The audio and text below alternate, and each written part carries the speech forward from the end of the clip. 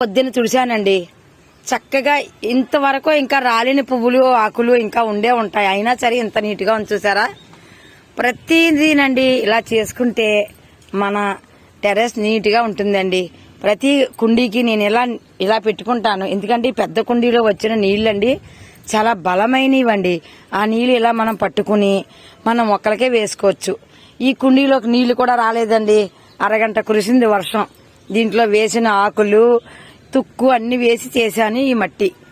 ఇలానే ప్రతి మొక్కనండి చాలా హ్యాపీగా ఉంటుంది. వర్షం వస్తే మనకి ఈ మట్టి అంతా పోయి ప్రతి ఆకుకూరలు కూరగాయలు కూడా చాలా నీట్గా ఉంటుంది.